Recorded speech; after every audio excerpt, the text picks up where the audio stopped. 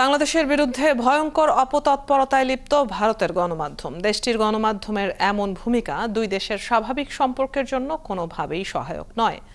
ভারত বাংলাদেশ সম্পর্ক নিয়ে north south বিশ্ববিদ্যালয়ে আয়োজিত এক সেমিনারে একথা বলেন পররাষ্ট্র উপদেষ্টা তৌহিদ হোসেন। এসব অপতথ্য ও অপপ্রচারের বিরুদ্ধে বাংলাদেশের গণমাধ্যমকেও শক্ত ভূমিকা নেয়ার আহ্বান জানান তিনি। আরও জানাচ্ছেন সাজিদ সরকার।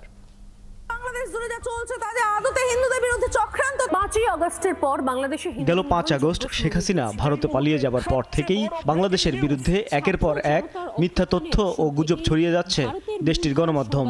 পতিত আওয়ামী লীগ সরকারের পতনের পর দেশের অন্তর্বর্তী সরকারের ক্ষমতা গ্রহণকে তারা প্রচার করেছে জঙ্গিবাদের উত্থান হিসেবে। সবশেষ বহিষ্কৃত ইসকন নেতা চিন্ময়কে গ্রেপ্তারের ঘটনায় একের পর এক মিথ্যা তথ্য ছড়িয়ে আসছে ভারতীয় গণমাধ্যম।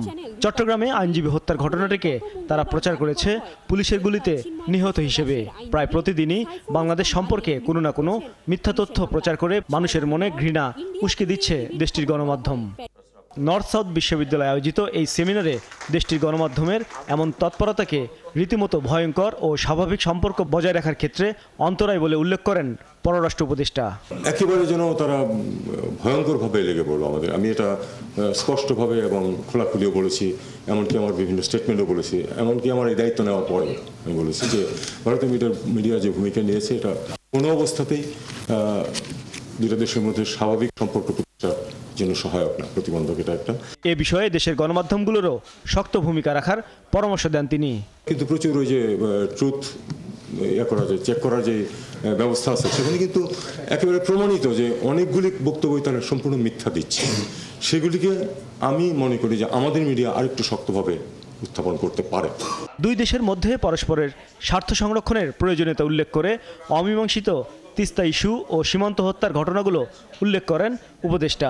যেমন ধরুন পানি সমস্যা আমাদের আছে, তিস্তা নিয়ে কোনো অগ্রগতি হয়নি, আমরা চাইবো যে অগ্রগতি হোক।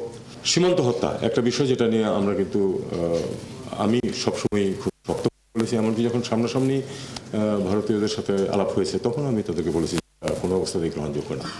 রাজধানীতে আরেক অনুষ্ঠানে ভারতীয় গণমাধ্যম পরিকল্পিতভাবে অপতথ্য ছড়াচ্ছে বলে অভিযোগ করেন প্রধান উপদেষ্টার প্রেস সচিব।